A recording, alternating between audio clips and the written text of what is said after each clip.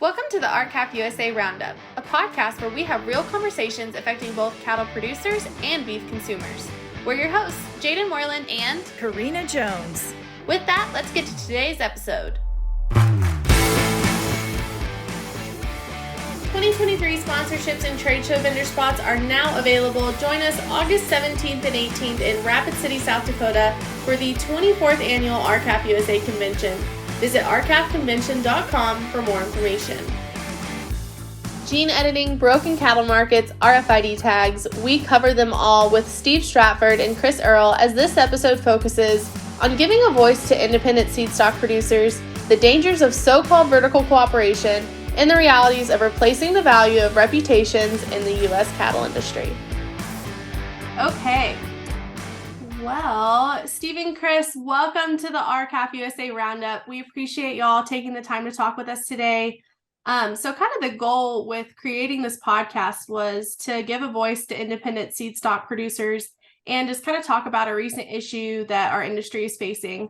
But before we get started on that, let's get a quick introduction from each of you. Kind of just tell us about yourself, your history in the cattle industry, how you're involved with the Angus breed. Steve, let's start with you. I guess history in the cattle business. I've worked at a livestock market since I was a teenager. Helped manage, I guess, one of the biggest markets in Kansas and collectively, sure, the biggest group of sale barns in the country. Sold Angus bulls for 20 years now, probably something like that. I actually, when I got into the Angus business, Chris was my source and advisor, and we've been good friends since.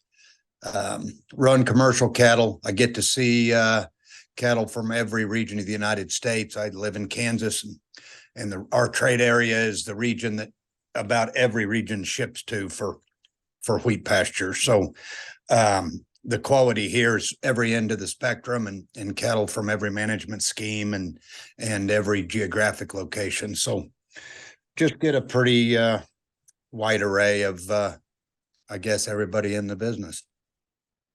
Very cool. What about you, Chris? Tell us a little bit about yourself. Sure. My name's Chris Earl. My wife and I, we have 6 kids. We've got a ranch in Maxwell, New Mexico. Been there into our 8th or 9th year now. I've actually been in the Angus business since 1989, where I started as a herdsman for Sunny Valley Farm. And from there, I became vice president, stayed at Sunny Valley Farm there in Illinois. We grew to three ranches, stayed there till 2009, where I started a consulting company, which I currently have today. We consult, genetically consult, marketing. Every program's a little different, but we have upwards of 30 clients that we consult for, help have sales for, marketing, and we're probably in that. We probably do 60, 70 sales a year, purebred Angus sales. Our sales last year did upwards of $40 million. I do about 100,000 miles a year on the road. I have clients in every region. I've done everything probably in the business. I've fed cattle for 18 years. Steve and I feed cattle off and on together. Had a meat company in Illinois. Now we've got the ranch, really tough part of the country. But frankly, really enjoy, competitive guy. Really enjoy the chase for genetics, and most of all, I want to be a small part in producers' lives that have chosen this way of life, and hopefully be able to be an asset to help them succeed what is a ever-changing business. So y'all have shared a passion for a recent issue facing the American Angus Association. Just to kind of lay the foundation for this conversation with our listeners, on February 24th, 2023, the American Angus Association reported in its online board minutes that the board heard from a breeder who shared information on gene editing and submitted an intentional gene alteration application for approval of the SLIC gene. Per previously established policy, the topic will be taken up by the Breed Improvement Committee with a report back at the June board meeting. Like all topics, I encourage members to share their thoughts and opinions with us, but especially on new and emerging technologies like this one. While the board will continue to modify policies as the technology evolves, we did establish a $500 fee for an IGA founder animal. And so that's direct quote from their board minutes. So can y'all kind of just give us an overview of this gene editing? I mean, it sounds like this huge, just, I don't know, kind of goes over my head. So for our listeners that aren't familiar with this, what is this gene editing they're talking about, and like, how does it work with our industry? Well, it's an ever evolving science, like most science. And it's really a science that I think's been probably coming on for the last 5 to 10 years. And, as I've tried to update my knowledge of it, it seems like there can be, an insertion of a gene into the genome, or you can actually tweak one, turn it off, turn it, do those kind of things that would inhibit the expression of certain traits. And so they've had a breeder come, and on theory, in theory, a lot of these things sound great if you own the science. I'd say if you don't own the science, a lot of these things can be very challenging for the producer. And so when this was proposed, they had that breeder come forward and basically ask if he had an animal that was from a manipulated genome, would he be able to register it? And it really sparked my ears, sparked my thought on something that could really be a slippery slope for a breed registry. And obviously, Steve and I got on pretty quick. Hopefully, we rallied a lot of people. And, as we speak here today, they finished up their side of the table. So, which means they will not make an action on it.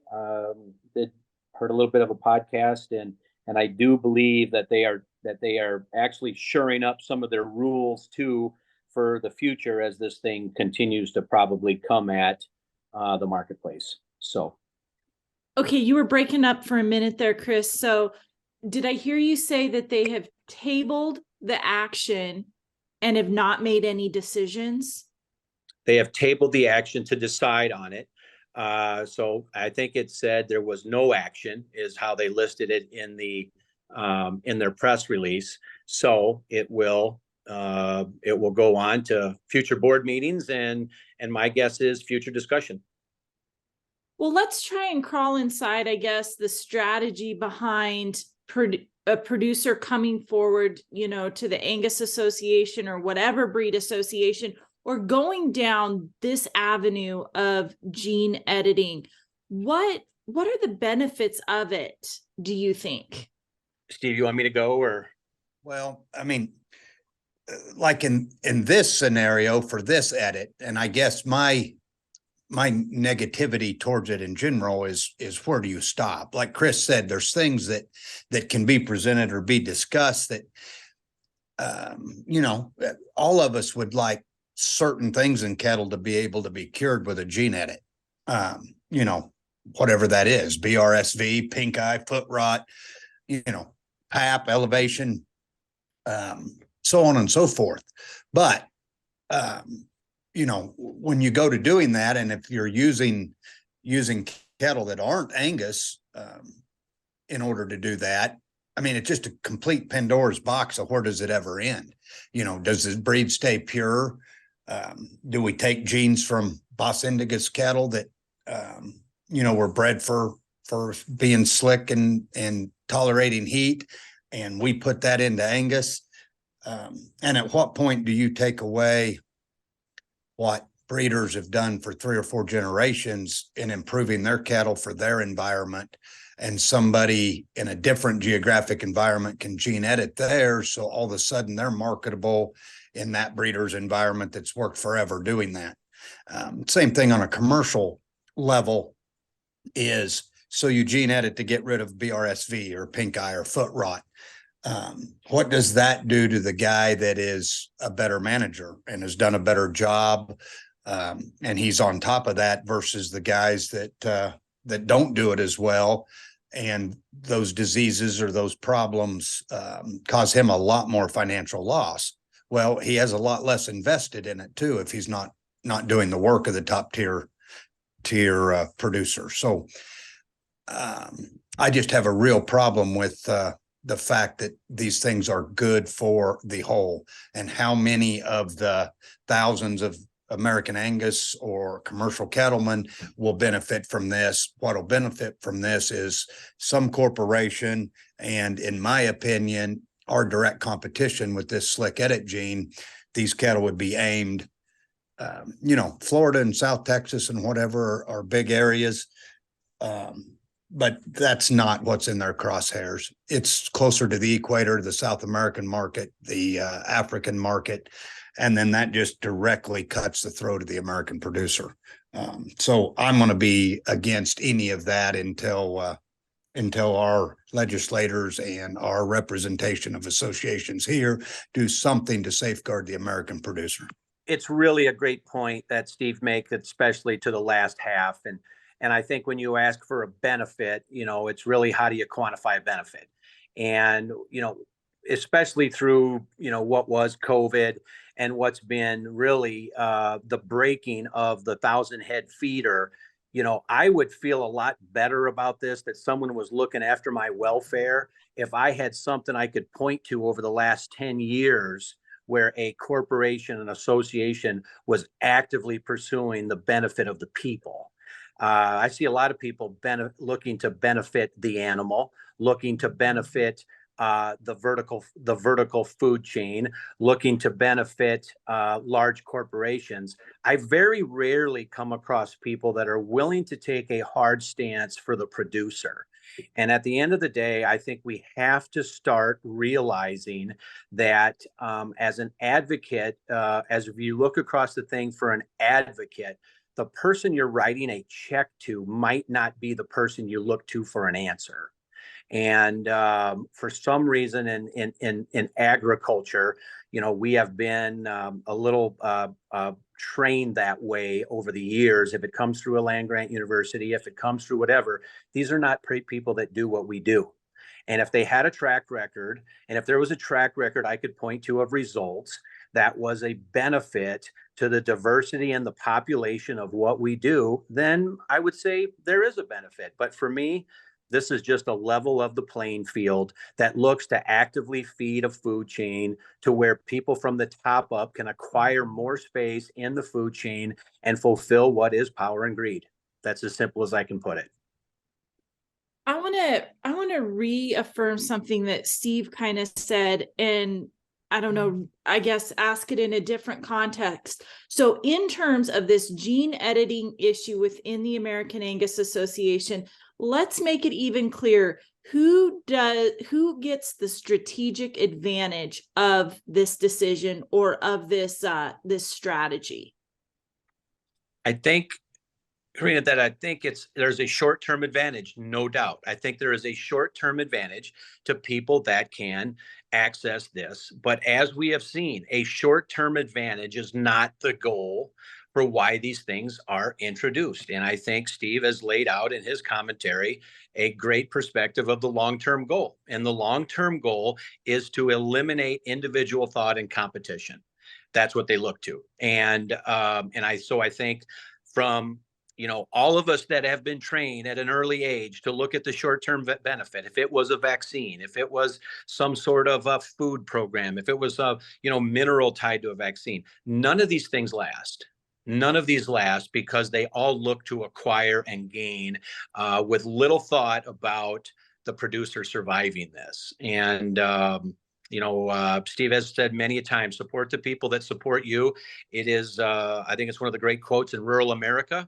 But as you look around, it's very tough to find those people that support you.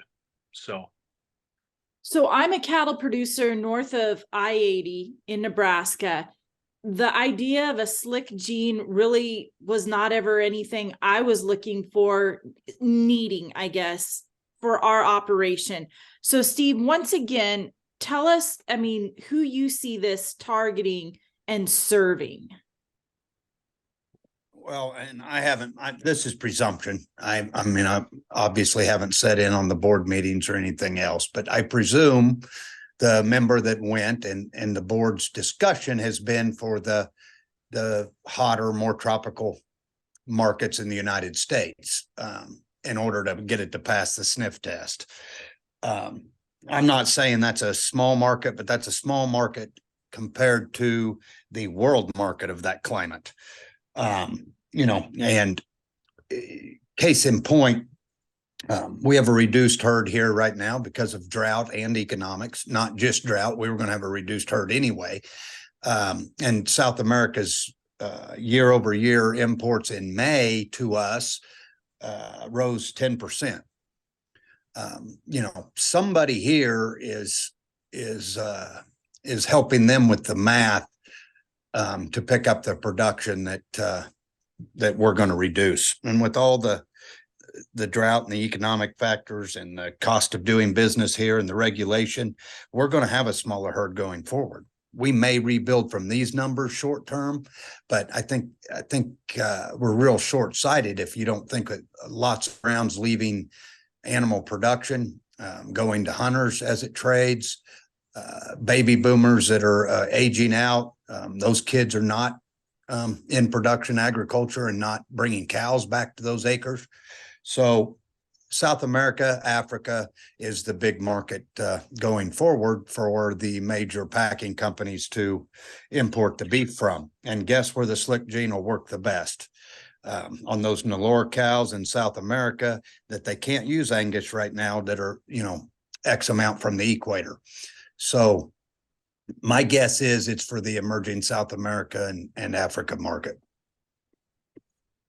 As this conversation has developed and we've taken it, into a global view, I've got a really genuine question that I don't know the answer to. So that is why I'm asking it. Does the American Angus Association have a multinational membership, or are they only to serve serve United States of America producers? Yeah, so they serve the American producer, no question about it. Built a tremendous brand that, basically carries with it the largest set of data in the world as it relates to performance. It is an unbelievable set. It's an asset for anyone that has the ability to access it. And there's multinational companies that access that data. And like it or not, in 2023, I would like to see more of it verified, but to be frank, the world believes it and the world trades on it, and these animals are bought and sold on it. And it's a set of data that has universal pull on, especially coming out of America, is that it's because it is the testing ground of all testing grounds. So if animals come out of here that carry, the brand of the American Angus Association and a number set or an EPD set or a prefix that is well established, then it has tremendous genetic marketplace pull. And so that is hopefully one of the premises here is that I'm looking to protect is, that set of data was accumulated by strife, financial risk, and effort. It wasn't accumulated by a doctor changing a genome in a dish. And the people that have established and the people that are part of this business are the part that's important to me. And that entrepreneurship that has elevated genetics in the Angus breed to what it is today. So, I'm looking to preserve that. I'm looking to preserve and the effort that goes behind that, reward it in a competitive marketplace, rather than just make it easy and level the playing field. And here's a quick another answer to your question. I talked to a board member about heart health because I live at 6,200 feet. And one of the things that was coming down the pike as they were looking at all this was probably, something that would help with PAP, with what we struggle with.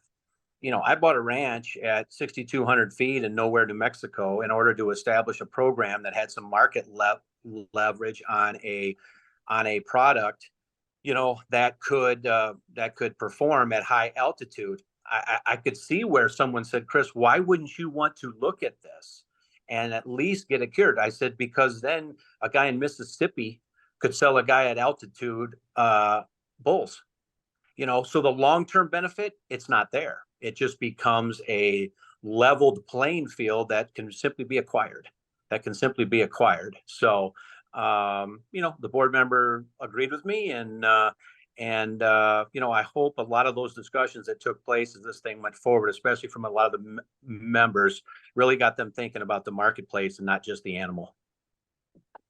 Do you think that there has been enough research done on this issue about the negative consequences of what could happen from, as you guys stated earlier, opening Pandora's box, and then how do you stuff the genie back in the bottle once you've went too far? I don't think it's even close, to be honest with you. I've got great friends in the medical field, some of them clients I know that wrote letters that this was their number one issue is, these things have repercussions. Look, if you ranch, and we all do, you see where you're never 100% sure why and how things happen. You're just not. You think you might know, you think you might this, but really, how do influences of environment, management, genetics, all stirred up into a vat? How do you really control that? And I just don't think you do. I think the body and the animal has a way to adapt animal to animal. And I've seen it my whole career. So yeah, I don't think they're close. To their credit, Dr. Pollard was on the podcast I listened to from Oklahoma. He said that, he basically, I don't know, I can't remember his word for word, but he summarized that they have a lot more to learn about this. And, and I trust him on that because I think they do. Yeah, and I don't think you're ever going to learn all of that. I mean, so you edit the slick hair gene. What other genes in the animal that our creator developed that animal to function? What other genes are different in that animal that you just changed the slick hair gene on, and now his body temperature, his heart rate, things like that change in a different environment? I think it'd be a terrible mistake to jump in. And they put that in their letter that they don't know enough about it. But before I forget it, we need to thank all the breeders and the people that were active in writing letters and voicing their opinion, because, correct me if I'm wrong, Chris, but 6 months ago, in the various board members I talked to, or the word on the street, this thing was going to pass. And in the last 4 or 5 months, there's been a lot of people speak up and speak out against it. And all those board members that were wooed by somebody they deemed more intelligent than them, or somebody could talk with a bigger vocabulary, they were just going to vote yeah because they hadn't heard from the people against it. And that's just a testament that you've got to speak up and speak out, because I think they got overwhelmed with people against it, and that's what got it tabled. Agree 100%, Steve. I had the same talks with some board members, and actually had a board member told me if it was presented in February, it probably would have passed. So let's quickly talk about an association where it has passed, and that would be the Red Angus Association. It was, according to their website, the first breed association to allow gene edited animals into their registry.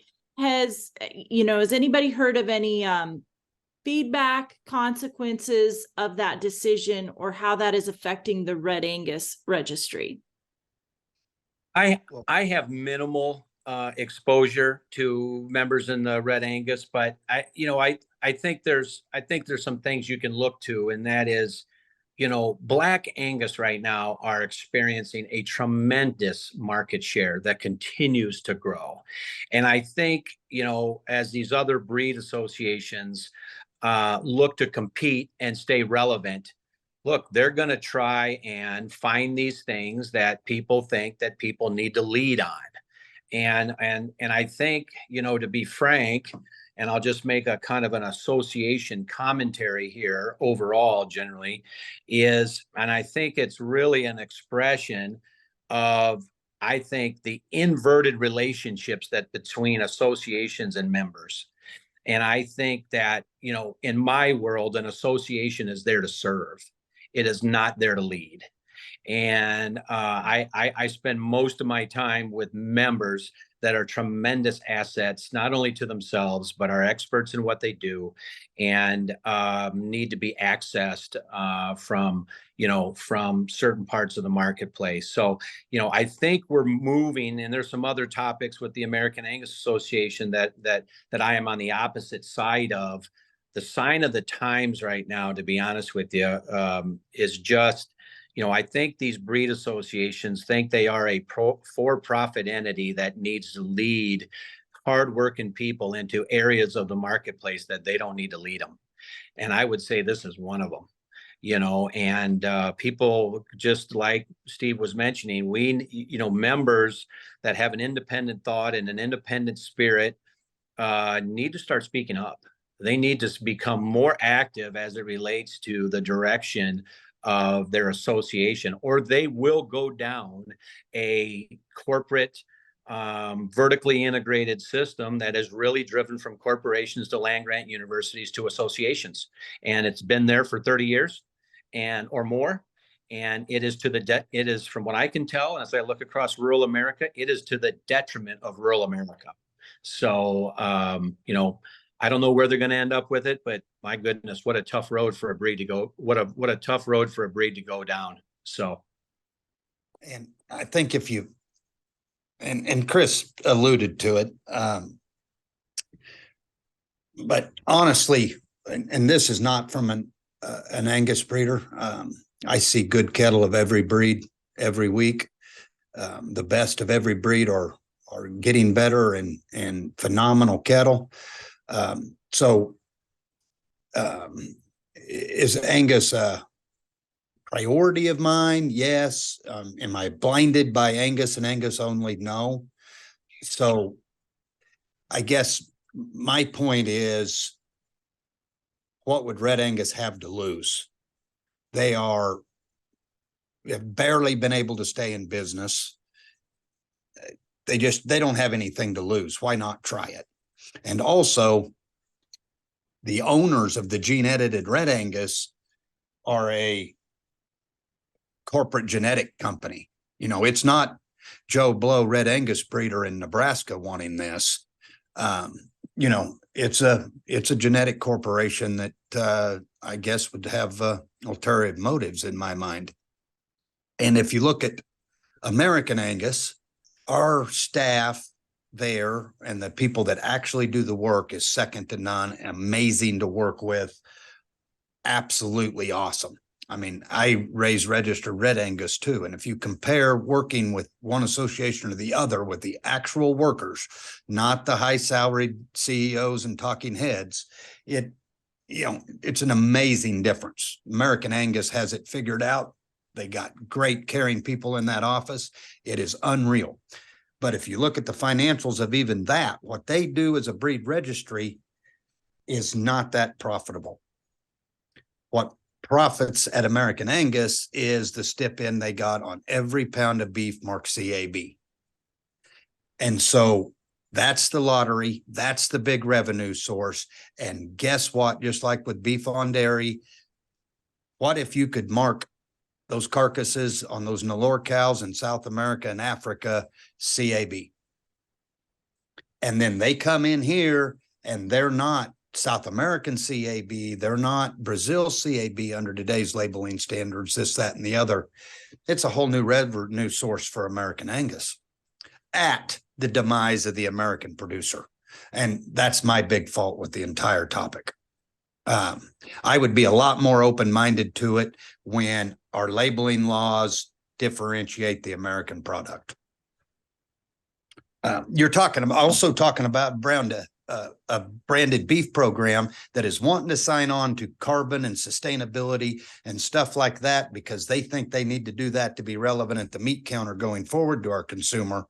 But they haven't once spoke up that we need to label it product of the USA, American, anything like that. So they're putting their greed for dollars per pound above Americanism in my view, and that is what really ruffles my feathers. I'm really glad that you took the conversation in that direction, Steve, because that leads me to you know, I think that we all admit CAB has done a wonderful job of marketing. We give them all the credit for the market share that they have captured. What does the risk of starting to gene edit Angus animals do to consumer confidence of CAB beef? I'm a housewife who, you know, is up and down every aisle of the grocery store. There is non-GMO labels on things that, you know, would just, you know, puzzle me as somebody in agriculture. Like, why did they even label that non-GMO? It could never have GMO. And I think most consumers would think that meat would never go down this avenue of becoming genetically altered. But now here we are. What do you think this does when the consumer starts realizing that their beef could be genetically altered? It's already happening. I've had multiple calls since and correspondence. I've got a lot of clients that have started small meat companies, right? That, you know, they're face to face with their consumer. I mean, leaning over a counter somewhere, you know, or in their garage, and they've had these questions because they have seen these come across the news wires. They have seen GMO. I mean, a lot of it, you know, a lot of people won't dive into it. They'll just hear. You know what? Just think if they would have heard that the American Angus Association has signed on to registering a genetically, you know, altered animal. Just think how we would have to separate ourselves from that in the marketplace. And if it's at a 5% level, 10% level, 25% level, I can tell you right now, those levels are too high for where these margins are. They're just too high. I mean, the pressures under the American consumer are wide enough, the God-created pressures. Nonetheless, where your own association walks you into a marketplace that you can't differentiate yourself from. You know, I think at times they argue from both sides of the ledger here. One moment they said the consumer wants it, and then like you just said, why would they bring this? Because I've seen the same things. The consumer doesn't want this. Matter of fact, they're moving the opposite direction. I know good farm, ranch, housewives. Steve's got a great point on implants. They're starting to move away from implants. You know, they're starting to move towards how was this animal raised, finished, fed, all these things. And yeah, it is puzzling. I do think at times there's not a science they won't look at. There's not a science they won't look at. I've often told Steve, you know, and I know there's been some great things done at the American Angus Association and other breeds as it relates to making decisions, but the pioneer spirit inside a non-for-profit boardroom, a lot of times I struggle with because there's no financial recourse in a non-for-profit boardroom. It's only the people that are out making the profits, and to be led into those things, I'm going to fight them. I'm going to fight them on those kind of things because I think it's very detrimental to the hardworking people that produce the product. Excellent. Anything else you guys want to add to the gene editing conversation? I just want to add just one thing. I very much am grateful for what the board has done here and what the people that motivated themselves to really reach out and pass what they would normally. Most rural people just want to be left alone. But a lot of people rallied and made their voice heard on this, and I think it did mean a lot. However, this is a technology that is coming, and my only premise on this was, I'm a capitalist. If somebody wants to bring this and face all their own challenges and face all the financial risk, I really have no problem with that as long as the playing field is level. But to use where I struggle is they all want to come in through these land grant universities and use the associations and use the hardworking people that is paying the membership as the testing ground. And to be frank, I'm getting tired of it being used as a testing ground. And we need to get back to servicing good people that are fighting tough margins, but have one heck of a market coming. And we need to learn how to serve the people, not the food chain, serve the people. And hopefully through this, we will find that niche to serve people, to serve the good people that pay the membership. So. Do you guys think that this gene editing conversation is one that our CAF members need to bring forward at our annual business meeting to discuss policy measures on? I think it's right down your guys' alley. I'll be honest with you. It's simply, if you look at it from a 20,000 foot view, it's the elimination of competition. It is the adding to the vertical integration of a product in order that top down, it works for them. It works for them. And everything top down right now has, and Steve has firsthand knowledge, has gotten top down because of special deals. And that, and there's only still one person paying all the bills, and that's the producer. And this looks to eliminate and to competition, which is not good for the producer ever. So I think it's right down your guys' alley, to be honest. From a deeper, it'd be a really good rebuttal to USDA and Packers as point of being against, M-Cool or labeling of beef, because that is, too much work and too costly to the food chain. Are you telling me USDA and American Angus and everybody that would be on board if these edits went through knows the ramifications of labeling the GMO or non-GMOs apart and tracking that? I don't want to be a conspiracy theory here, but if they let that genie out of the bottle, then that probably bodes right into their tagging everything in America, so we can keep that separate when we're doing nothing about keeping the import separate in the meat case right now. Good points. Excellent points. Chris, I'm going to piggyback off where you just left off. So earlier this year at the American Angus Convention, there was a panel of Angus breeders that had a discussion that caught a lot of attention. Let's revisit, what they were talking about on that stage. Do you think vertical coordination or cooperation, as they stated it, is any different than vertical integration? In the end, it just kind of seems like a small pool will call the shots, and either you're going to comply or you're going to get out.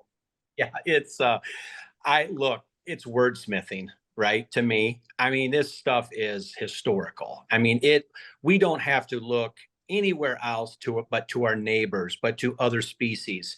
You can label this anyway. No one goes to Nike, Katrina, and asks them how many shoes they got on their warehouse when they're selling them for $160. But for some reason, we're all supposed to, tell the people when we're going to sell them, tell them how much they're going to weigh, all these things. And until the good people in rural America realize that they hold the keys to whatever this economy is, and we don't need to motivate at 100% level. I mean, we can get 25%, we can get 10% to affect the market, then we have to quit giving our secrets away. We are absolutely giving our leverage away to people. Look, I mean, look at what has happened. We soon, when we hit these, here's what happens in rural, we hit these good markets and we forget what they've done to us over the last 5. They have absolutely, the marketplace pillaged us. I have watched so many good friends, so many good clients, so many other people, not through fault of their own, go find something else to do because the system broke them, flat broke them. And I'm not going to forget that. I'm a competitive person at heart, and I want to use leverage. There's nothing wrong with this. There's nothing wrong with being an independent mind and being separate from the food chain and still adding to the food chain. And we just need a little help. We just need a little advocacy from people that see the benefit of what we do. And I'm from the old school of raising something that people just have to have. And it looks to me like beef is moving into that spectrum where people have to have it. And so I'm not inclined to give anybody my secrets or my values or my inventory, and until I see, and until I always tell people this, I put it simply, until somebody like a packer, until a packer wakes up and bids cattle off his own books and doesn't bid it off what JBS is bidding, then I'll go ahead and believe them. then I'll go ahead and believe them. But until they start bidding off their own books, I'm gonna stay pretty private. Steve, what are your thoughts on vertical cooperation? Well, I guess that's just a way to sugarcoat what we've done the last 20 years. I mean, I guess if vertical cooperation is a thing, you know, we're 85% there would be my guess. Yeah. So I don't know where you split those hairs. You know, it just shows, honestly, the last 3-4 months, we're not that low on fed cattle. What has helped us more than anything is the fact feeders, we changed the cycle of how cattle come because of the drought. And the calves spread out this fall a lot more than a lot of them came early, and where they could, they came late because the deferred futures were sitting there a lot higher. The drought without wheat pasture made the cattle not come in February through April like they normally do. They spread out, they came early, they came various weights, and the board lagged behind out there, and the cattle feeders were giving too much for the calves and the feeders to forward contract them. So the formulation cattle number stayed about the same because those people are vertically integrated or coordinated or whatever you want to, sucking off their ass. But what changed was the forward contracted cattle. And that's not a very big number, and the leverage swings to us. Like I say, we're not that short on cattle right now. If you think we're short on cattle on now, wait till December and January. That's when the numbers are going to show up. So it doesn't take that many numbers to move. Box beef still not where it was during COVID, and we're getting more than twice for fat cattle. So if that's not a proof of a manipulated market to any legislator or anybody that wants to look at it, I don't know what is.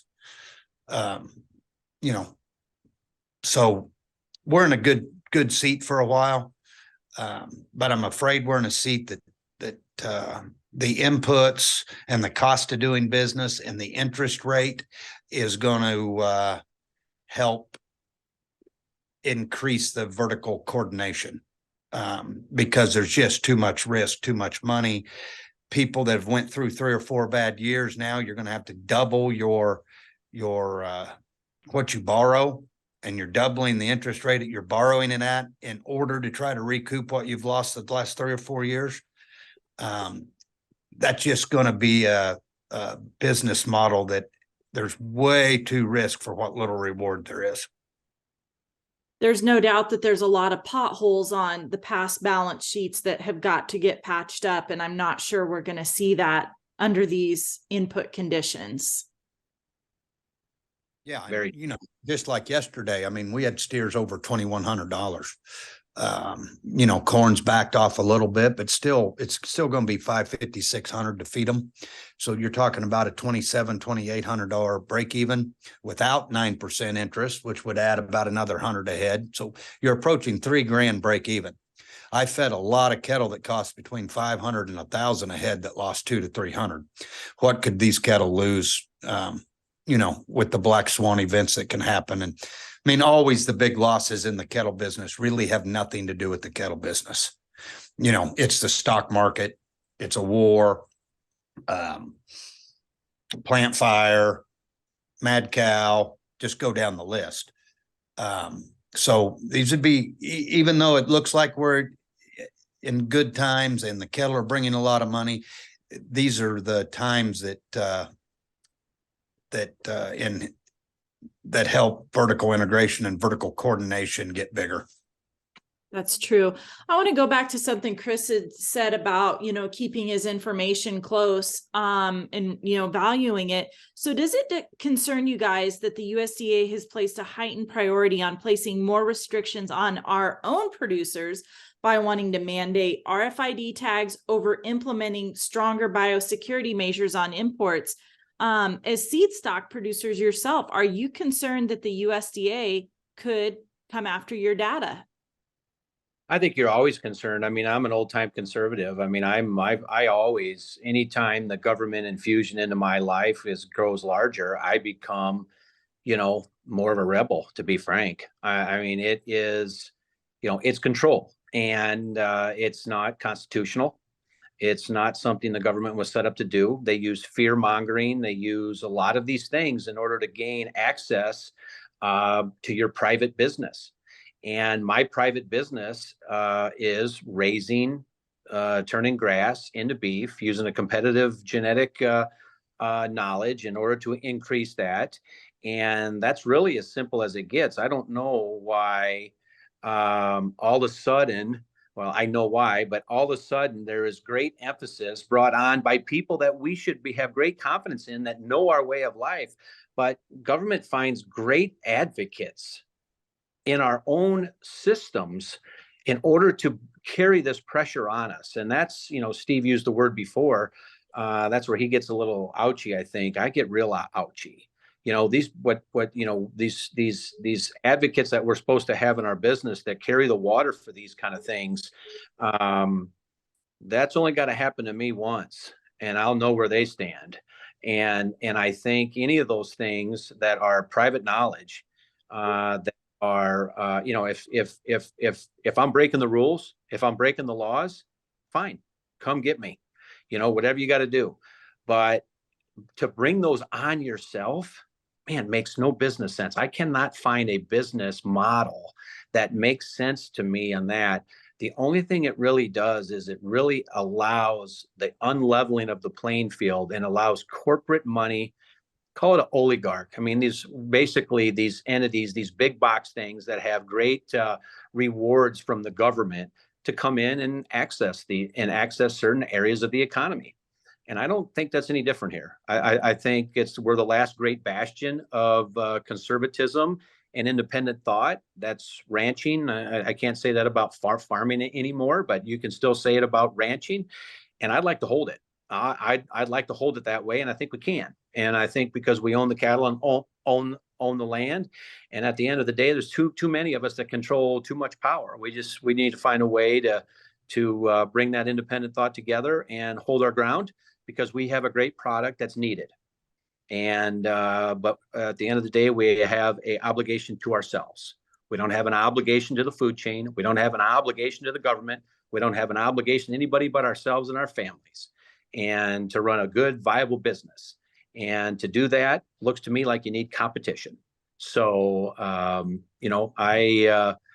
those things are a growing concern. And as they use environmentalism against us too, I mean, they found an olive branch here, and the olive branch is, if they wave it across urban America to think that we're ruining the land because of our cattle and the way we run them and stuff like that, they will find empowerment to bring some sort of rules or structure against us. So, and we see it more and more.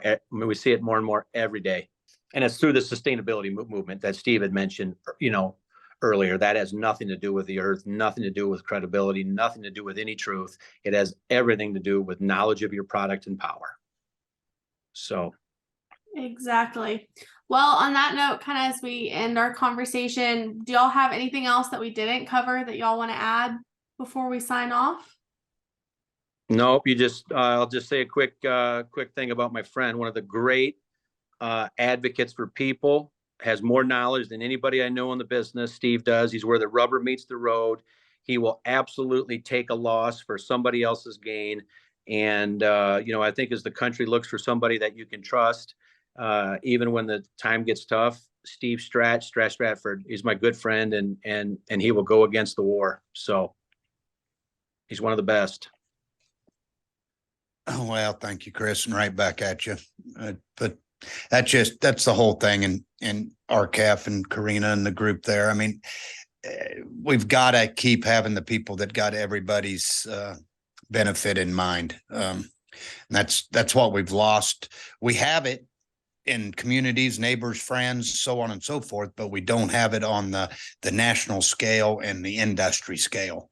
And if we could get to there, we'd be a lot better off. These decisions, if it helps everybody, so be it. If it helps a few and helps the corporations and helps the system be against it, we'd all be in a better place. Well, the question we always like to end with, that is usually the fan favorite, is what is your favorite cut of beef and how do you like it prepared? Go ahead, Steve. I want to hear yours first. Mine's a KC strip, medium, and every day. Love the answer. I'm a ribeye, medium rare. We do a seasoning on our ranch, so I love putting it on there, and I can eat it three meals a day without question. Great answers. Love it. Okay, anything else before I stop recording? Really appreciate the work you girls do. Thanks for all, and thanks for having us on. Quite an honor. Thank you. Yes, thank you very much. Thank you so much, Steve and Chris, for joining us, and thank you for tuning in today. Be sure to follow along at RCAPUSA on Facebook, Instagram, Twitter, LinkedIn, and YouTube. RCAP USA is set apart from all other national cattle associations because we rely solely on membership dues and donations to carry out our mission to ensure the continued profitability and independence of United States cattle producers. We exist only because of the support from our members. We ask you to help support RCAP USA. First year new memberships are $50, and after that, all renewals are $100 each year. To become a member or to donate, call 406-252-2516 or go to r-capusa.com.